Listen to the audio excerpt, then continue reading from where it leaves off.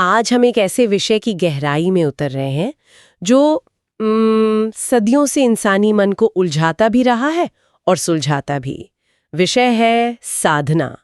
हमारे पास एक सेमिनार का नोट है जो इस विषय को किसी धर्म या मजहब के चश्मे से नहीं देखता है, बल्कि एक वैज्ञानिक प्रक्रिया और हर इंसान के जन्मसिद्ध अधिकार के रूप में देखता है।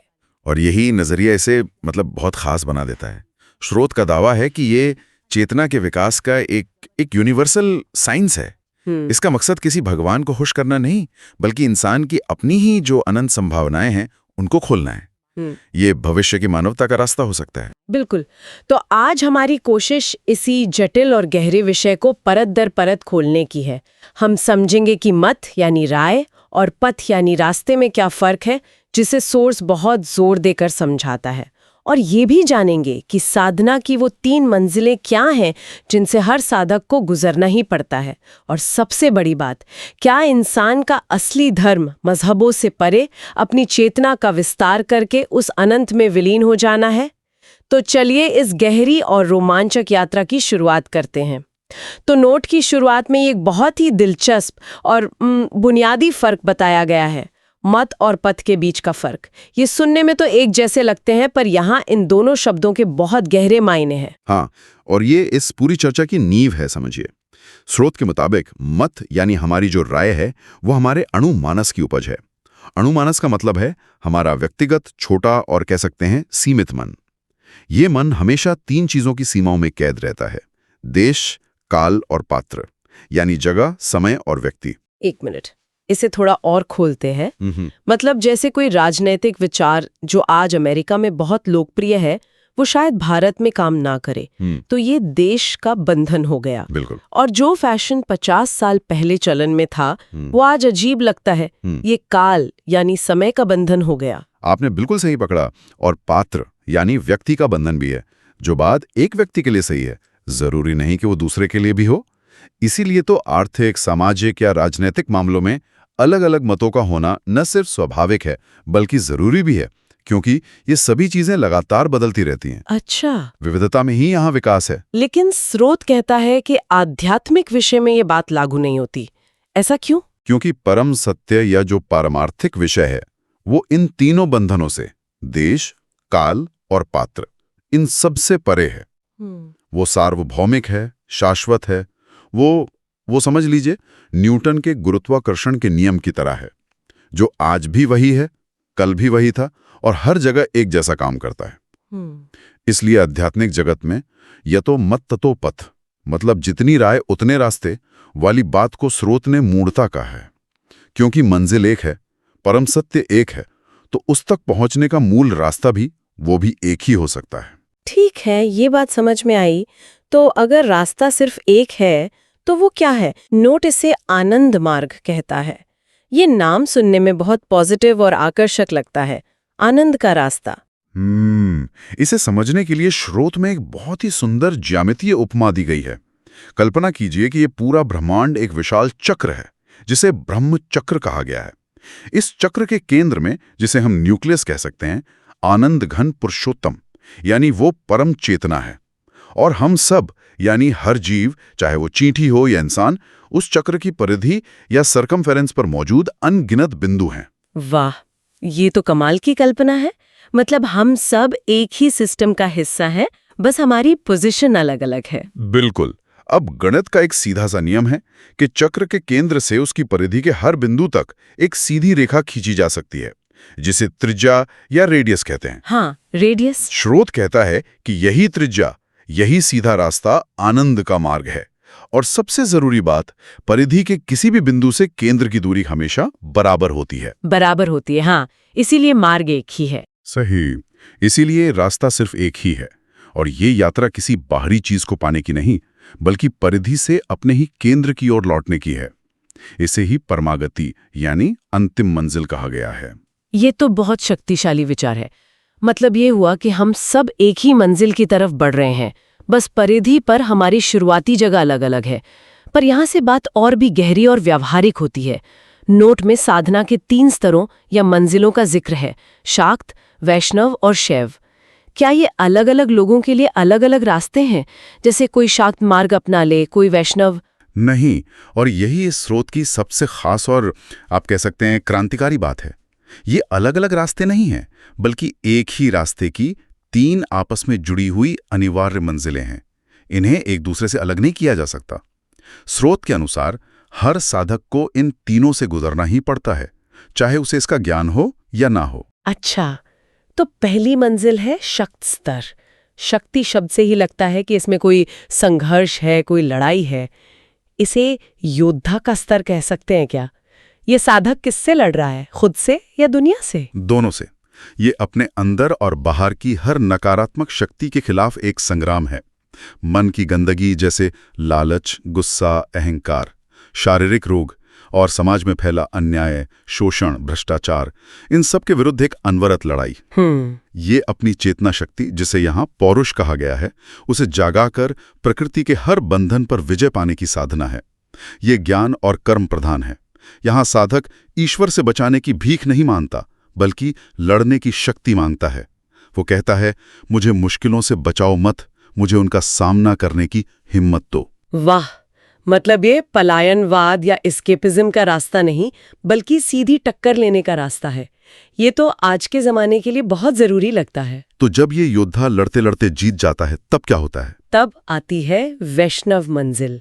ये तो समर्पण और भक्ति का स्तर लगता है। हाँ, जब योद्धा अपने पुरुषार्थ से प्रकृति पर विजय पा लेता है, तब वो परम रस यानी उस दिव्य आनंद के सागर में गोते लगाने लगता है। अब उसके लिए संघर्ष खत्म हो चुका है। वो हर घटना को, चाहे सुख हो या दुख, उस परम चेतना का ही एक खेल, एक लीला समझकर स्वीकार करता है। ये कर्म और भक्ति प्रधान है। तो क्या इसका मतलब ये है कि वो निष्क्रिय हो जाता है? क्या वो अन्याय देखकर भी चुप रहेगा? नहीं, बिल्कुल नहीं। उसका कर्म बंद नहीं होता, पर अब उसके कर्म के पीछे मैं कर रहा हूं का भाव नहीं होता। वो अब उस परम सत्ता का एक यंत्र बनकर काम करता है। उसका भाव होता है, सुख भी तुम हो, दुख भी तुम हो, तुम्हारी जो इच्छा वही करो। वो हर हाल में, हर परिस्थिति में धन्य महसूस करता है। उसका संघर्ष खत्म हो गया है, पर उसका कर्तव्य कर्म वो जारी रहता है। और इसके बाद आती है आखिरी और सबसे ऊंची मंजिल, शैव स्तर। इसका मतलब है शिव में, यानी उस परम चेतना में पूरी तरह विलीन हो जाना, एक हो जाना। बिल्कुल, ये वो अवस्था है जहां अणु मानस का भूमा मानस में पूर्ण विलय हो जाता है, यानी हमारा व्यक्तिगत सीमित मन उस ब्रह्मांडीय असीम मन में समा जाता है। जैसे एक नदी सागर में मिलकर खुद सागर बन जाती है। यहाँ साधक अपनी सबसे कीमती चीज, अपना मैं का भाव, अपना अहंकार, अपना मन, उस परम सत्ता को पूरी तरह अर्पित कर देता है। ये विशुद्ध ज्ञान की अवस्था है, जिसे निर्विकल्प समाधि भी कहते हैं, जहां कोई दूसरा नहीं बचता, सिर्फ एक ही अखंड सत्ता का अनुभव रह जाता है। ये समझना कि ये तीनों स्तर एक ही यात्रा के हिस्से हैं, ये बहुत जरूरी है। लेकिन अब नोट में एक ऐसी बात लिखी है जो किसी को भी चौंका सकती है। लिखा है कि जब कोई व्यक्ति साधना के रास्ते पर गंभीरता से चलता है, तो उसके जीवन में दुख और कष्ट अक्सर बढ़ जाते हैं। एक मिनट, ये बात कुछ हजम नहीं हुई। साधना का तो पूरा मकसद ही शांति और आनंद पाना है, तो फिर दुख बढ़ेंगे क्यों? ये तो बिल्कुल उल्टा लग रहा है। हाँ, अजीब जरूर लगता है, पर इसके पीछे कर्म का एक बहुत गहरा विज्ञान काम करता है, जैसा स्रोत में समझाया गया है। देखिए, कर्म 2 तरह के होते हैं। पहले हैं प्रत्ययमूलक कर्म, यानी हमारे नए कर्म जो हम अपनी इच्छा से हर पल कर रहे हैं। इनकी पूरी जिम्मेदारी हमारी होती है। और दूसरे हैं संस्कार मूलक कर्म। ये हमारे पिछले जन्मों के या इसी जन्म के पुराने कर्मों का जमा हुआ फल है, जिसे भोगने के लिए हम मजबूर हैं। ये हमारे अतीत का वो बैंक बैलेंस है जिसका हिसाब आज सामने आ रहा है। अब देखिए, होता क्या है, जब व्यक्ति साधना शुरू करता है तो उसके सभी नए यानी प्रत्ययमूलक कर्म वो ब्रह्म को समर्पित हो जाते हैं। गीता में जिसे कहते हैं कर्मण्येवाधिकारस्ते मा फलेषु कदाचन, इससे उनका कोई नया फल या नया संस्कार नहीं बनता। अच्छा, तो अब उसके पास सिर्फ पुराने कर्मों का हिसाब यानी संस्कार का बैंक बैलेंस ही चुकाने के लिए बचता है? ठीक समझे। और क्योंकि अब मुक्ति चाहता है, वो उस हिसाब को जल्दी से जल्दी चुकाना चाहता है। इसे एक बहुत ही सरल उदाहरण से समझिए। मान लीजिए आपके ऊपर 1 लाख रुपए का कर्ज है। आप चाहें तो 100 रुपए की किश्त देकर उसे सालों तक चुकाते रहें, आपको ज्यादा तकलीफ महसूस नहीं होगी। लेकिन अगर आप उस कर्ज से जल्दी मुक्त होना चाहते हैं और 10-10 हजार रुपए महीने की बड़ी किश्तें भरना शुरू कर दें तो बहुत ज्यादा आर्थिक तकलीफ होगी। हाँ, ये तो बहुत ही शानदार उदाहरण है। मतलब साधना उस कर्ज को तेजी से चुकाने की प्रक्रिया है, इसीलिए कष्ट बढ़ते हुए महसूस होते हैं। ये तो पूरी सोच ही बदल देता है। मतलब जो कष्ट आ रहे हैं वे सजा नहीं बल्कि कर्ज से आजादी की कीमत है। ये तो बहुत आशावादी नजरिया है। बिल्कुल। तेजी से संस्कारों का खत्म होना इस बात का संकेत है कि साधना सही रास्ते पर है। इसीलिए स्रोत कहता है कि ये कष्ट असल में दुर्भाग्य नहीं बल्कि सौभाग्य का लक्षण है, क्योंकि यह मुक्ति को नजदीक ला रहा है। एक सच्चा साधक इस प्रक्रिया को समझता है, इसलिए वो इन बड़े हुए कष्टों से घबराता नहीं बल्कि उनका स्वागत करता है। तो इस मुश्किल यात्रा के, खासकर उस पहली मंजिल शाक्त स्तर की जहां इतना संघर्ष है, उसकी शुरुआत कैसे की जाए? मन को काबू में करना तो सबसे बड़ी चुनौती है। क्या स्रोत इसके लिए कोई व्यवहारिक तरीका बताता है? हाँ, इसका सबसे मुख्य और पहला अभ्यास है प्रत्याहार। इसका सीधा सा मतलब है अपनी इंद्रियों और मन को बाहरी दुनिया के आकर्षणों से खींचकर अंदर की ओर, अपने केंद्र की ओर लाना। ये मन पर महारत हासिल करने की पहली सीढ़ी है। स्रोत इसके 4 क्रमिक स्तर बताता है जो बहुत ही मनोवैज्ञानिक और व्यवहारिक हैं। अच्छा, तो क्या है वो 4 सीढ़ियां? पहली और सबसे शुरुआती सीढ़ी है यतमान। ये सिर्फ कोशिश करने की अवस्था है। आप खुद को नियंत्रित करना चाहते हैं, बार बार संकल्प लेते हैं, लेकिन मन इतना शक्तिशाली है कि वो बार बार भटक जाता है। जैसे आपने तय किया कि आज गुस्सा नहीं करेंगे, पर कोई छोटी सी बात होती है और आप आपा खो बैठते हैं। लेकिन आप हार नहीं मानते, बार बार कोशिश करते हैं। ये संघर्ष ही यतमान है।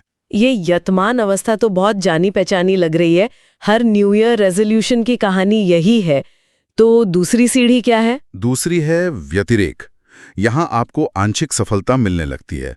कुछ वृत्तियां यानी मन की आदतें आपके नियंत्रण में आ जाती हैं, पर कुछ दूसरी ज्यादा शक्तिशाली होकर उभर आती हैं। जैसे स्रोत में उदाहरण है कि शायद आपने पैसे का लालच छोड़ दिया, पर अब आपको नाम और शोहरत का लालच घेर लेता है। एक दुश्मन को हराया तो दूसरा ज्यादा चालाक दुश्मन सामने खड़ा हो गया। हाँ, ये तो वैकमोल गेम जैसा लग रहा है। एक को दबाओ तो दूसरा सिर उठा लेता है। और तीसरी अवस्था? तीसरी है एक केंद्रीय। यहां आप लगभग नियंत्रण हासिल कर लेते हैं, पर पूरी महारत अभी भी नहीं है। मन की 10 इंद्रियों में से शायद 9 आपके काबू में है, पर एक अभी भी कभी-कभी फिसल जाती है। और जब ऐसा होता है तो बाद में बहुत गहरा पछतावा होता है कि अरे मुझसे ये कैसे हो गया, मैं तो इससे ऊपर उठ चुकी थी। ये चूक कभी-कभी होती है, पर होती जरूर है। और आखिरी और सबसे ऊंची सीढ़ी जहां साधक असल में सफल होता है, वो है वशीकार। ये पूर्ण महारत की अवस्था है, वश में कर लेना। यहां सारी इंद्रियां और मन पूरी तरह से आपकी आत्मा, आपकी चेतना के अधिकार में होते हैं। अब कोई चूक नहीं होती, कोई पछतावा नहीं होता। आप जो संकल्प लेते हैं, मन उसका दास बनकर पालन करता है। स्रोत कहता है कि ये असली प्रत्याहार है और यहीं से साधना की असली उड़ान शुरू होती है। तो आज हमने साधना के पूरे सफर को एक वैज्ञानिक नजरिए से समझा।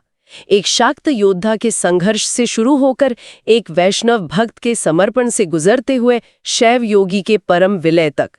ये कोई अंधविश्वास या सुनी सुनाई बात नहीं, बल्कि चेतना के विकास का एक व्यवस्थित वैज्ञानिक क्रम है। और ये भी समझना जरूरी है कि ये सिर्फ एक व्यक्तिगत यात्रा नहीं है। जैसा कि अक्सर मान लिया जाता है कि साधना मतलब दुनिया से कटकर किसी गुफा में बैठ जाना है। ये नोट हमें हमारी सबसे बड़ी जिम्मेदारी याद दिलाता है, विश्व भ्रातृत्व यानी यूनिवर्सल फ्रेटर्निटी।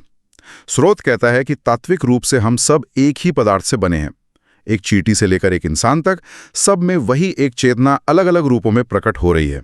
इसलिए हमारी उन्नति से ही हमारे आसपास के लोगों और पूरे जीव जगत की उन्नति जुड़ी हुई है। यही सच्चा मानव धर्म है, खुद का विस्तार करते हुए अनंत की ओर बढ़ना और सबको अपने साथ लेकर चलना। बिल्कुल। और इसी के साथ ये नोट एक बहुत ही तीखी और जरूरी चेतावनी भी देता है। इसमें एक शब्द का इस्तेमाल हुआ है, मार्जित शैतान यानी पॉलिश्ड सेटन। ये मार्जित शैतान शब्द तो बहुत कठोर है। ये किन लोगों के लिए कहा गया है? ये उन लोगों के लिए कहा गया है जो समाज में बेहद पढ़े लिखे, सफल, अमीर और बाहर से बहुत सभ्य दिखते हैं, लेकिन जिनमें आध्यात्मिक समझ, मानवीय मूल्यों और संवेदनाओं की गहरी कमी होती है। उनकी बुद्धि बहुत तेज होती है, पर दल नहीं होता।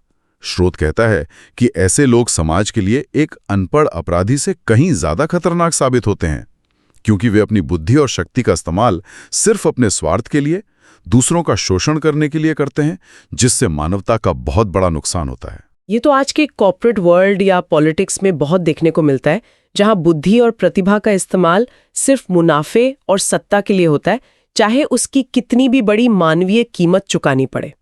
और यही हमारे लिए एक बहुत गहरा सवाल छोड़ जाता है। हम अपनी सफलता, ज्ञान और काबिलियत की इस अंधी दौड़ में अपने अंदर के इंसान को विकसित कर रहे हैं, या हम सिर्फ अपनी पार्श्विक वृत्तियों को, अपने लालच और अहंकार को और ज्यादा परिष्कृत और ज्यादा पॉलिश्ड बना रहे हैं।